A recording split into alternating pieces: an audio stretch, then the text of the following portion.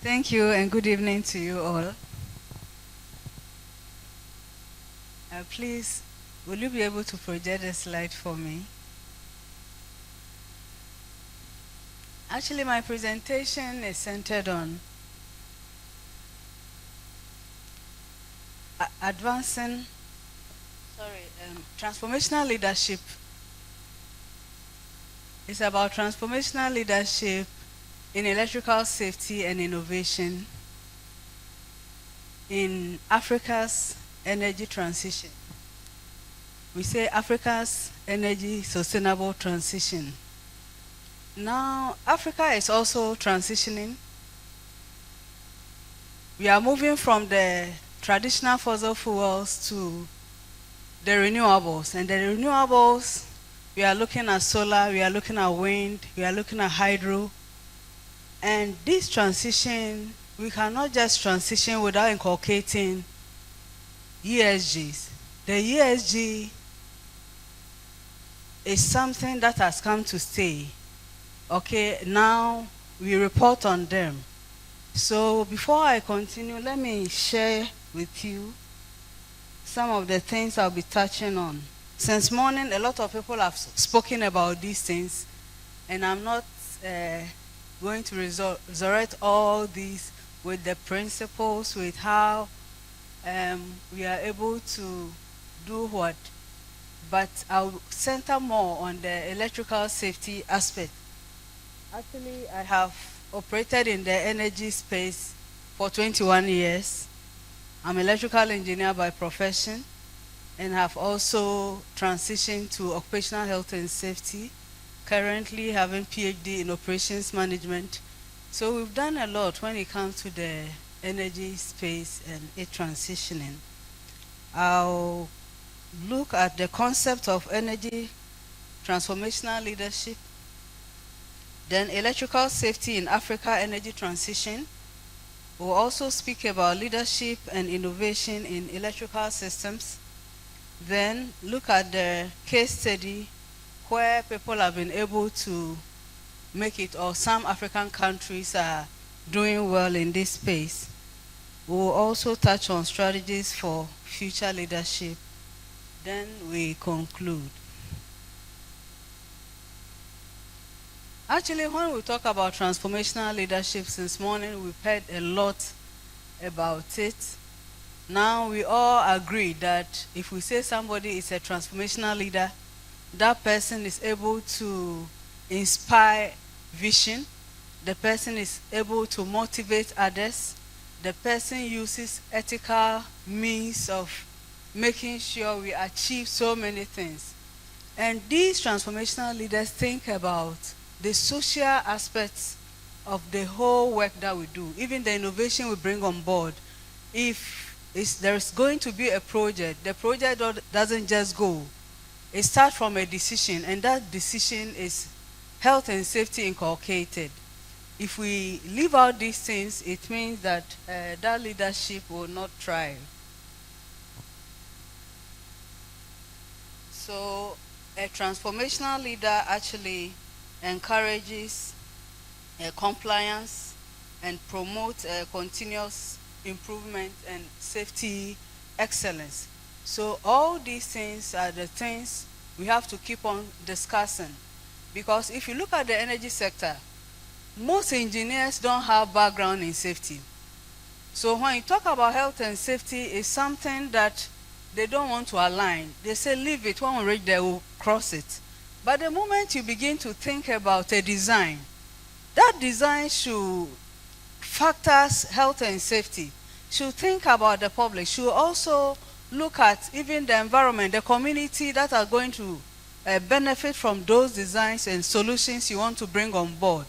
Now, ESG is something we are all reporting on, but look, how many energy sectors in Africa report on ESG? Most of the leaders, the board members, and the management teams don't understand this. So we need to educate ourselves on it. And I think one of the forums where we can educate ourselves is a conference like this, where academia and industry come together. Now let's look at the Let's look at the ESG.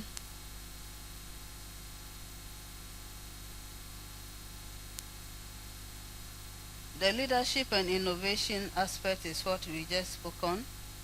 Then if you look at the ESG and the governance in the electrical space, 2 weeks ago I went for industrial tour at Thermal Oil Refinery, where they are rehabilitating all the systems, the infrastructure there. And one of the things they mentioned that kept me thinking was the fact that electricity is not reliable. And when we say electricity is not reliable, it's true that it is not.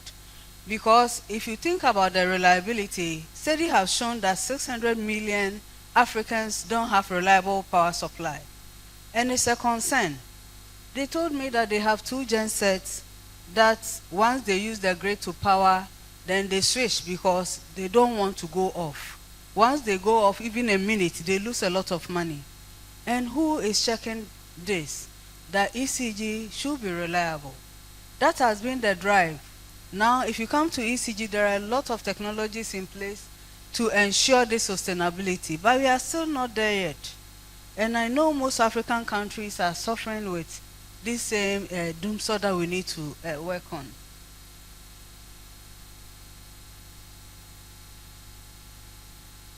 Now,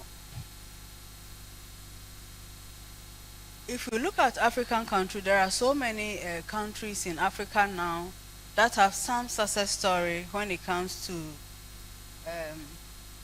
this ESG and governance we are talking about.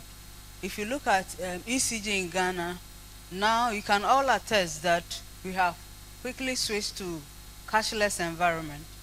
Everybody stays in at the comfort of their homes, and now buy power. You go to our offices, there are no cash office anymore. Now we have moved to paperless environment. We thought we could never reach there, but it's happening. They are all climate actions, the SDG 13 we are looking at. When we talk about clean energy, most African countries are looking at this. We know Nigeria is implementing smart meters, and it's ongoing and it's helping them. They also have their own difficulties. A lot of the presenters mentioned Morocco and other places. South Africa is also integrating health and safety in most of the energy operations they are doing. If you come to ECG now, ECG has inculcated environmental and social management systems. But when you talk about ESG, governance and reporting, it's not there. So it means that we have a lot to learn and educate people on in this space. So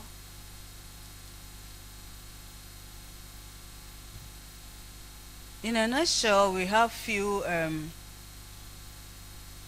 strategies we can fall on to ensure. Most of the strategies have been mentioned already. We have to encourage partnership, private-public sector partnership. Today when I came here, I was so happy because I could see most industry persons here and academia. The collaboration is very good. This conversation, if you continue, it helps. Anything climate action, Ghanaians don't like. Anything health and safety, Ghanaians don't like. But globally, we are being measured on these things. You can never talk about sustainability without inculcating these two. So once you're able to factor in every action or every operations, be it infrastructure, be it the decisions you are taking from design to operations, from implementation of policies, everything.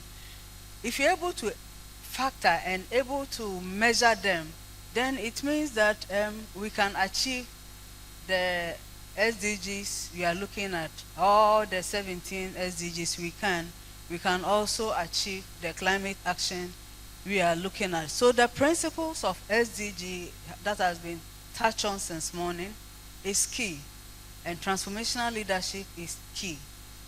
Now we are looking at the ethical aspect of our work, the social aspect. The work that we do, how does it affect the environment? Are we educating the communities to understand what we are doing?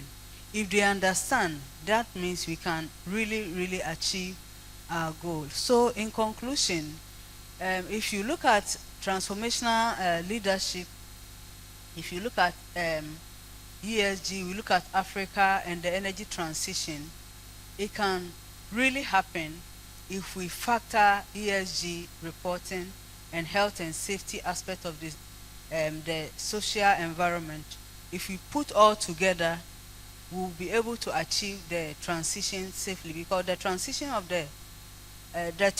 to the renewables also have its own risk, and that risk we need to look through all with that lens of ESG and the health and safety. Once we do that, then I think we are good to go. Thank you so much for your audience.